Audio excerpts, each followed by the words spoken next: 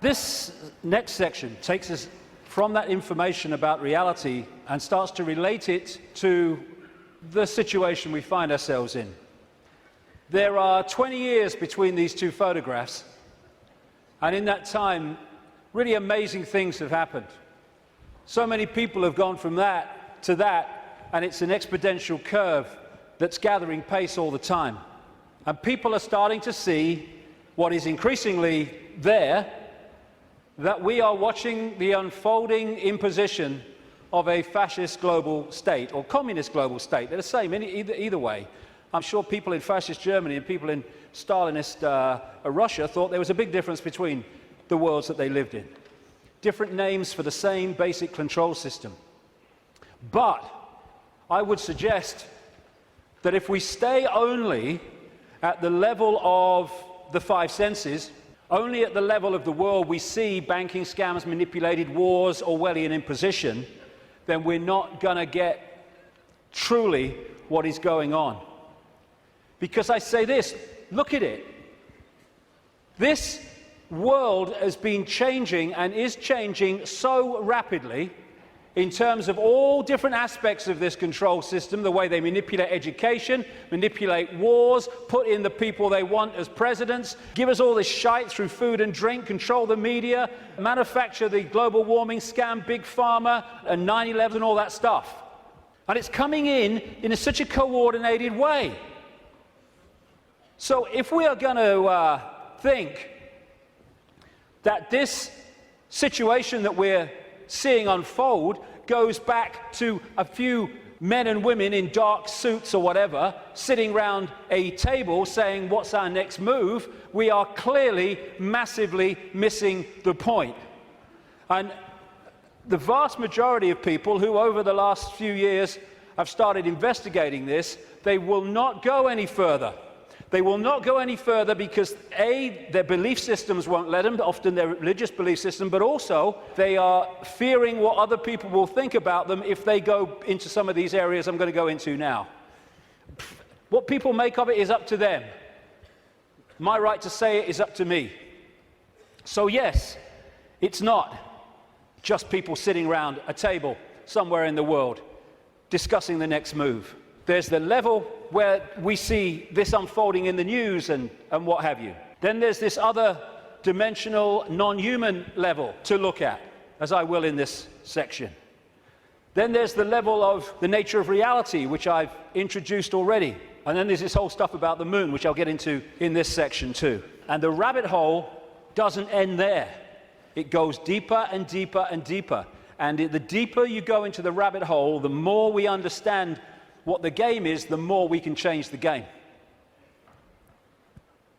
And it's all about the control and programming of perception. That's the only way the few, and it is a few compared with the global population, that the billions can be controlled.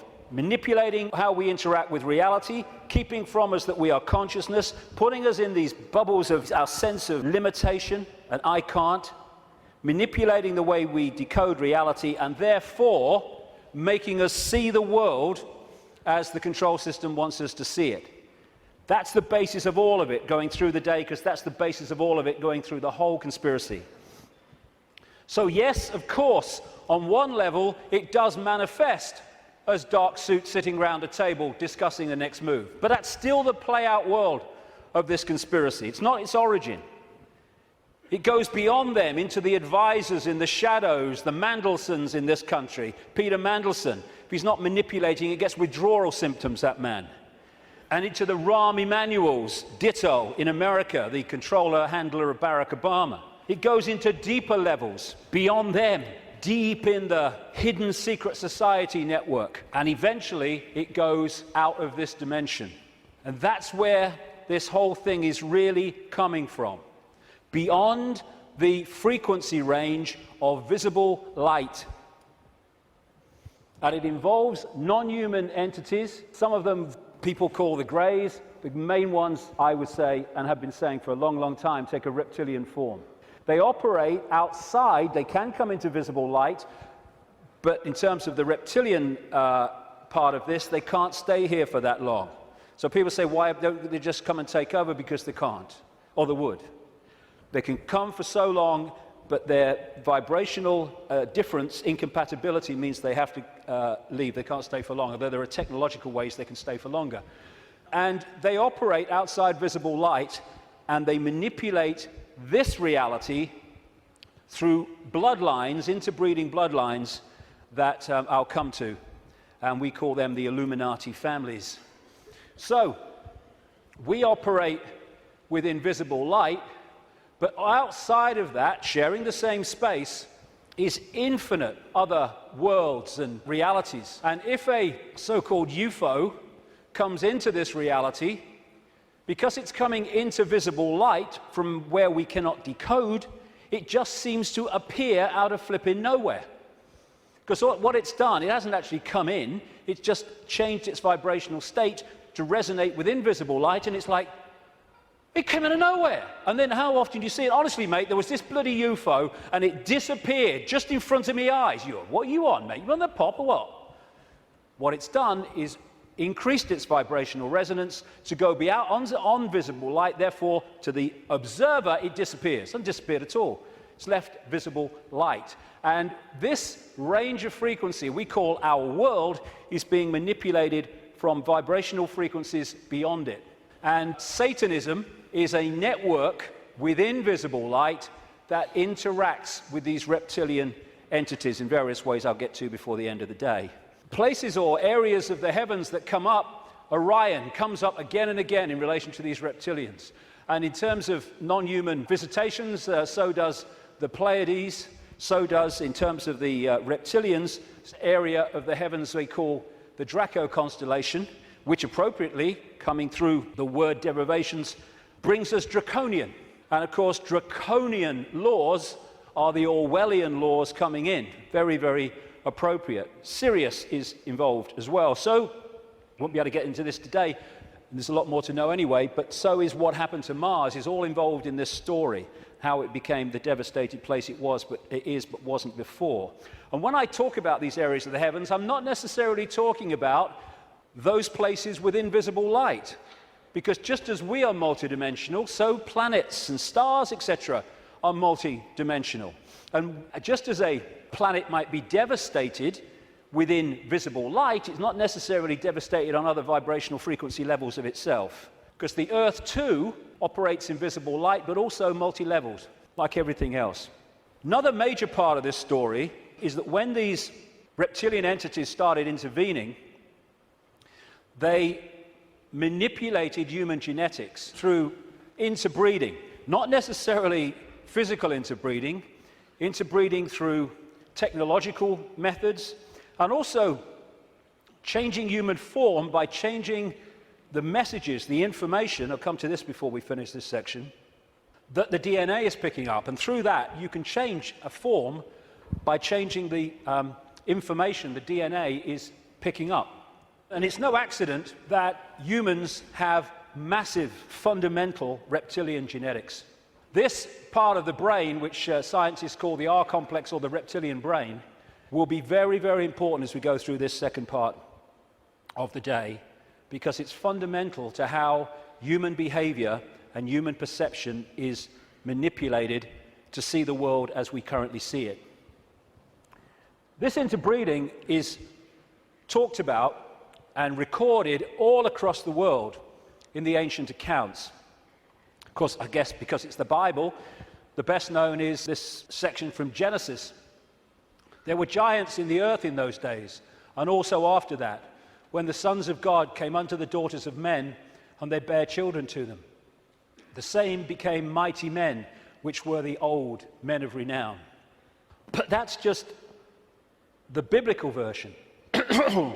Got a frog in my throat, the reptilian going. All across the ancient world, you see similar stories and accounts of this interbreeding. Something else goes parallel with the reptilian story. Again, not just in the Bible with the Garden of Eden and all that stuff, which of course the serpent was dominant, but across the ancient accounts.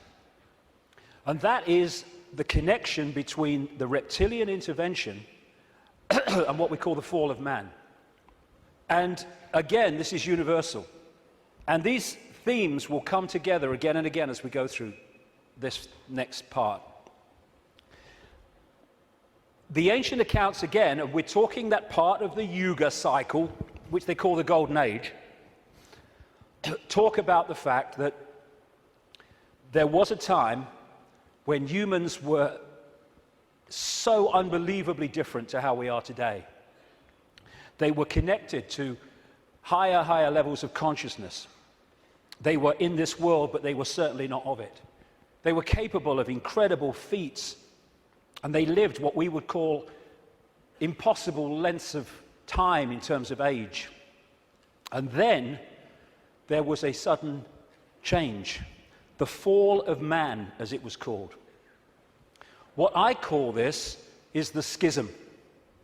There was an energetic schism at the level of the metaphysical universe, the waveform-based information construct, and that, as it was decoded through into this holographic reality, obviously mirrored in the holographic play-out world the schism in the information construct.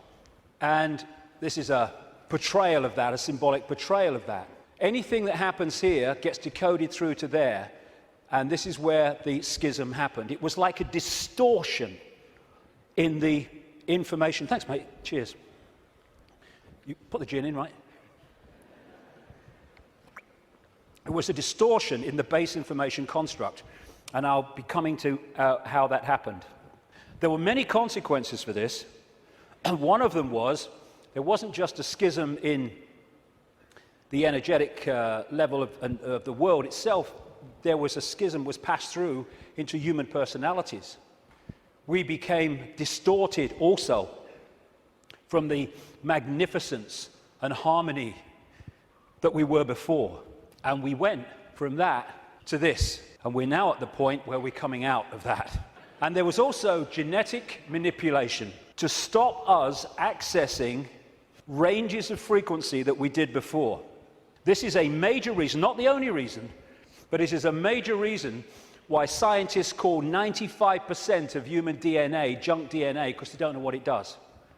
This is the reason, not the only reason, but a major reason why we only use a fraction of our brain's capacity. This is why billions of cells in that bridge, the corpus callosum, don't seem to be doing anything. They've been switched off. We've been put into a state that disconnects us and therefore makes us controllable, makes us farmable. So you've got this reptilian group, and the ones involved appear to be relatively small in number, tiny compared with the global population, and this is why they're terrified of being exposed. That's a constant theme, all the way through it, wherever you look. And they've imprisoned humanity, or sought to, in this tiny frequency range of perception called visible light. Another key aspect to this is that they created hybrid bloodlines specifically to be the middle men and women. They became known in the ancient world as the demigods, the people, the children of the gods, part human, part god, as these serpent gods were perceived. And they were to be, like I say, the middlemen and women operating in visible light for the outside visible light control system. And it's appropriate that the caduceus and the symbol of the medical profession is the DNA, in effect, portrayed as two snakes. Because to these reptilian geneticists who were far ahead of where we are in public arena in terms of genetics and understanding, the DNA is a software program. And so they manipulate it for their own means. And this is crucial to understand the world that we live in. One seriously important aspect to this DNA, this hybrid DNA I'm talking about, is that it has eliminated what we call empathy, the ability to decode the emotion of empathy. Empathy is the fail-safe mechanism of all behavior. If I can empathize with the consequences for others of my actions, that limits and balances my actions. If I have no empathy because I cannot empathize, then there are no limits. There is nothing that won't do. 3,000 dead on 9/11, who cares? Who cares? That's what we're dealing with. And this is vital to get across. If we look at this information on the basis of thinking I wouldn't do that, so they wouldn't do it, then we're going to miss the plot completely. Because that's not like that.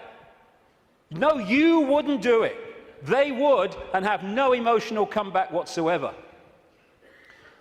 The reason for the interbreeding, the hybrid, is vibrational compatibility. These hybrids have a greater infusion of reptilian DNA than the general population, although we have a lot. And therefore, the resonance is sympathetic to the resonance of these entities operating just outside visible light.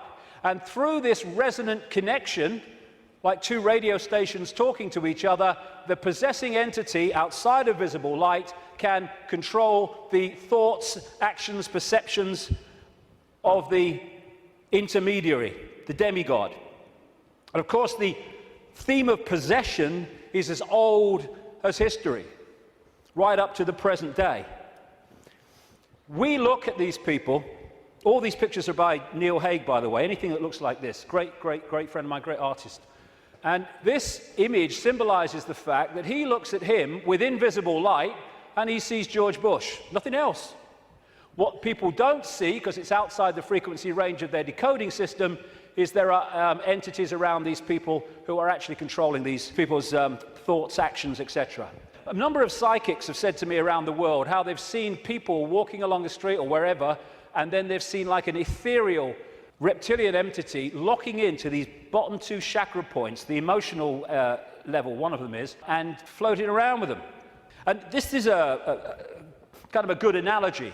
You know when there's scientists in a laboratory and they're trying to work with something that they can't touch because it's too dangerous, what they're working with will be in a tank, and they'll put gloves on, which allows them to be outside the tank, but to manipulate inside the tank. Well, that is a very good symbol of what I'm talking about. These Illuminati bloodlines, these hybrid bloodlines, operate like those gloves, operating inside this reality. And Neil symbolizes these Illuminati families with invisible light as this bearded man. Whenever you see him, as we go along, that is symbolic of the Illuminati families controlled beyond human sight by these reptilian entities.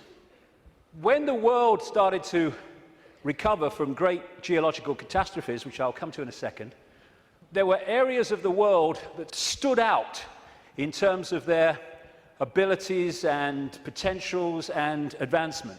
These were some of them, and this area is particularly important to the bloodlines I'm talking about. The area that was once called Sumer, thousands of years BC, and became Babylon. This is why Babylon comes up in the writings of these people so often. And it's Mesopotamia, the land between two rivers. They didn't invade Iraq just for oil or just for anything. They didn't invade it for one thing, but multiple things. But one reason they're so obsessed with Iraq is because to these bloodlines in control of the world today, this is a very significant, almost religious piece of land, of historical importance to them. As Sumer and Babylon broke up, these bloodlines started going walkabout. They became the royal families of the world. And what do royal families claim? The right to rule because of the divine right to rule. The Chinese emperors used to claim the right to be emperor because of their genetic connection to the serpent gods. And this is a theme all across the world between the serpent gods and royalty. They became the aristocracy and the royal families, claiming the right to rule because of their DNA. Just down the bloody road from here, we have a head of state in Britain to this day who is only head of state because of her DNA. Head of state because of her DNA. I actually made a complaint, nothing happened to it, but I made a complaint to the Race Relations Commission, or whatever they call it. They said, if you see racism, report it. So I reported the royal family. I thought, well, I mean, you would.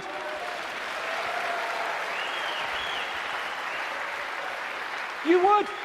Because they go, racism, we must stop racism. All these bloody politicians go, well, get down to Buckingham Palace then.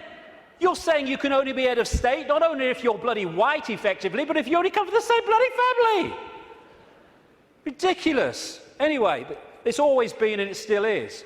And so these aristocratic and royal families moved on. Eventually, when the people started to rebel against overt royal control dictatorship, these families, some of them stayed in the royal families overtly, and there's still some around, like ours. But these families moved into politics, into banking, into business, and became the dark suit, but they still perceive themselves as royalty, as special, because of this genetic connection to the serpent gods. And through the British Empire, the so-called Great British Empire, and the other European empires, as these bloodlines moved up into Europe from the Middle East, etc., they exported these bloodlines all over the world. And we saw them in power in what we call colonization. But there's two types of control. One has a finite life, one can go on forever until it's exposed. The one that has a finite life is a dictatorship that the people under dictatorship can see, touch, and taste.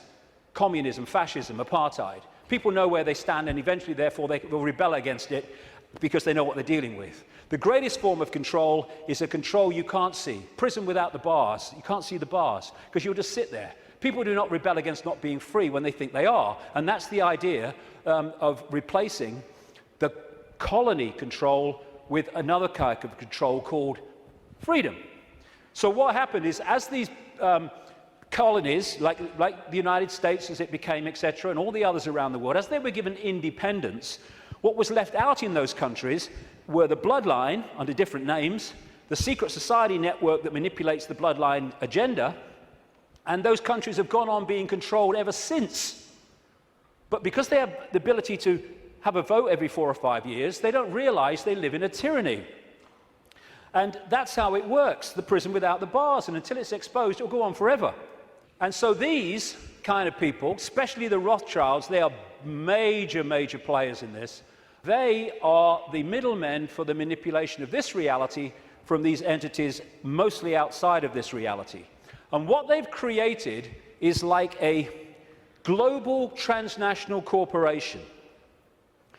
What you have with a corporation is you have a headquarters somewhere in the world, and then in each country you have subsidiary companies of that headquarters, that central point. And all the subsidiaries in the world carry out the policy of the central point.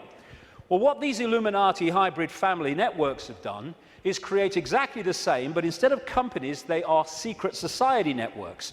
So you've got the center of the web in Europe for historical reasons, at operational level anyway, places like London, not the British government, the secret society center in London.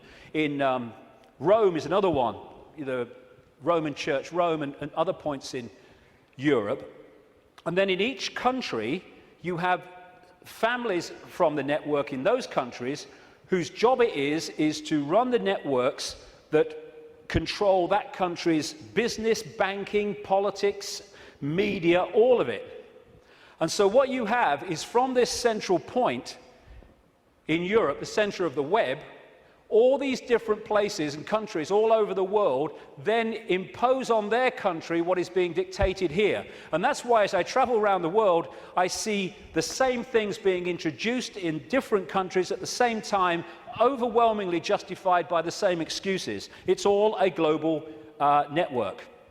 It can be symbolized too as a web, like I say, with the Rothschilds real close to the spider, and all these different strands on the web are different secret societies, different semi-secret societies, transnational corporations, and all the rest of it. So when you see all these different names of these corporations that dominate the world in so many ways, and the pharmaceutical cartel and the oil cartel and all the rest of it, the biotech cartel, they're all different names or different masks on the same one face. And so you have this structure where outside of visible light you have the reptilian control system, comes down through the Illuminati families, and they control the people in power to push the world in a certain direction.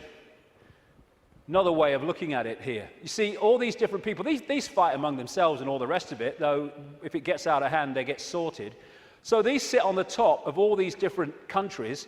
They control these different areas of their societies, and the people are then played off against each other. These buggers don't go to war, they tell these buggers to go to war. And if we stop going to bloody war, game over. But we do. Ridiculous. That's part of becoming conscious.